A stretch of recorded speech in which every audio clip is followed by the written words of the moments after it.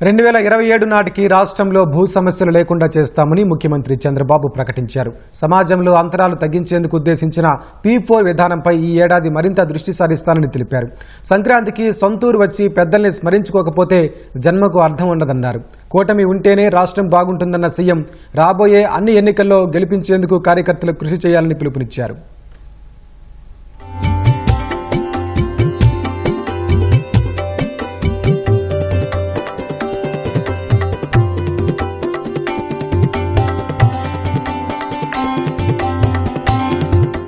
ముఖ్యమంత్రి చంద్రబాబు తన స్వగ్రామం నారావారిపల్లెలో కుటుంబ సమేతంగా సంక్రాంతి జరుపుకున్నారు. నారావారిపల్లెలోని గ్రామదేవత నాగాలమ్మ ఆలయంలో పూజలు చేశారు.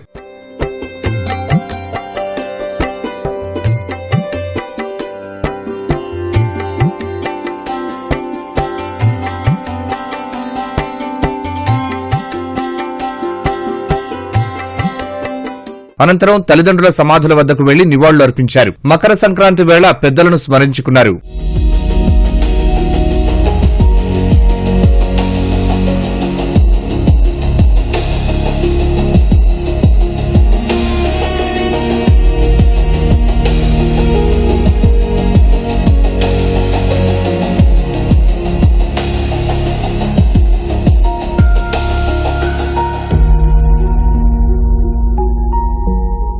అనంతరం నారావారిపల్లెలో ఎన్టీఆర్ విగ్రహానికి చంద్రబాబు పూలమాల వేసి అంజలి ఘటించారు.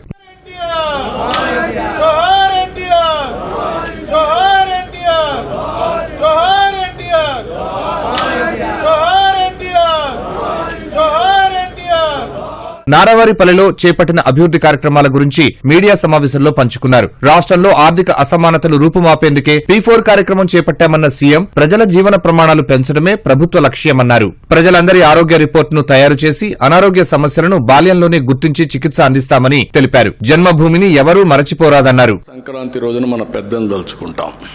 ఇది మన సాంప్రదాయం. మన పెద్దల్ని మనం గుర్తుపెట్టుకోలేకపోతే ఇంకా మన వారసత్వం లేదు, మన మనుషులమే కాదు, మనకు జంతువులకి తేడా కూడా లేదు.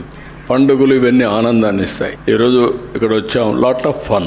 ఎప్పుడు 24 గంటల పనులు చేసి ఇక్కడికి వచ్చినప్పుడు ఆటలు కానీ ఫ్యామిలీ మెంబర్స్ కానీ కలిసి భోంచేయడం, రూములు లేవు, మనుషులు ఎక్కువ ఉన్నారు, కానీ sharing that gives so much of satisfaction. జన్మభూమిని ఎవరు కూడా మర్చిపోవడానికి వీలు లేదు. ఇంకా మనతో పుట్టిన వాళ్ళు బంధువులు కావచ్చు, మిత్రులు కావచ్చు, గ్రామస్తులు కావచ్చు, అందరూ కూడా ఇబ్బందుల్లో ఉన్నారు. కొంతమంది ఏమీ చేయలేకపోయినా వచ్చిపోతే ఒక నమ్మకం వస్తుంది. సంపద అనేది అందరికీ మెరుగైన జీవన ప్రమాణాలు ఇస్తేనే అది నిజమైన సమాజం అవుతుంది. ఆ యాంగిల్లో మేము పనిచేస్తున్నాం. అందుకే P4 తీసుకొచ్చాం.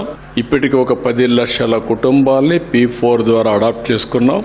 ఈ 2026 నేను ఎక్కువ ఫోకస్ పెడతాను. తిరుపతి త్వరలో వెడ్డింగ్ డెస్టినేషన్ గా తయారవుతుందని చంద్రబాబు పేర్కొన్నారు. ఆ మేరకు హోమ్ స్టే భవనాల నిర్మాణానికి ప్రాధాన్యమిస్తామన్నారు. అవిలాల చెరువును హైదరాబాద్ ట్యాంక్ బండ్ కంటే అందంగా మారుస్తామన్నారు. 2027లోగా ఏపీలో భూ సమస్యలు లేకుండా చేస్తామని ప్రకటించారు. రాజముద్రతో QR కోడింగ్ పెట్టి బ్లాక్ చైన్ టెక్నాలజీ పెట్టి ఎవ్వడు ట్యాంపర్ చేయడానికి వీల్లేదు. ఇంకా వన్స్ ఫర్ ఆల్ పర్మనెంట్ గా సార్ట్అవుట్ చేస్తాం.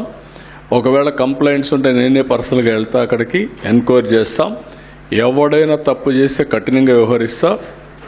శాశ్వతంగా మీకు 2027కి ఈ రాష్ట్రంలో ల్యాండ్ సమస్య లేకుండా పరిష్కారం చేసే బాధ్యత, అది ఒకటే పెద్ద బాధ్యత నాకు. చాలా సవాలుగా తయారైంది. అందుకే టెక్నాలజీ కూడా పక్కాగా వెళ్తున్నా. Joint collector is meant only for this purpose. ఈ 1 year no other work, that is the duty of joint collector. అంతకుముందు మంత్రులు, ఎంపీలు, ఎమ్మెల్యేలు, పార్టీ ముఖ్య నేతలు, కార్యకర్తలతో సీఎం టెలికాన్ఫరెన్స్ నిర్వహించారు. రాష్ట్రంలో ఇచ్చాపురం నుంచి కుప్పం వరకు ప్రతి పల్లె పండుగ శోభతో కళకళలాడుతోందని హర్షం వ్యక్తం చేశారు. గ్రామాల అభివృద్ధికి ప్రణాళికాబద్దంగా వెళుతున్నామన్నారు. 2025లో ప్రజల అవసరాలు తీర్చామని, 2026లో వారి ఆకాంక్షలను నెరవేర్చేలా పనిచేయాలని సూచించారు. 2019కి ముందు నాటి నీరు చెట్టు బిల్లులు చెల్లించినట్టు వివరించారు. పార్టీ పరంగా త్వరలోనే రాష్ట్ర కమిటీ నియామకం చేపడతామన్నారు. కూటమి ఉంటేనే రాష్ట్రం బాగుంటుందని, రాబోయే అన్ని ఎన్నికల్లో కూటమి విజయం సాధించేలా ప్రభుత్వ కార్యక్రమాలను ప్రజల్లోకి తీసుకెళ్లాలని చంద్రబాబు దిశానిర్దేశం చేశారు.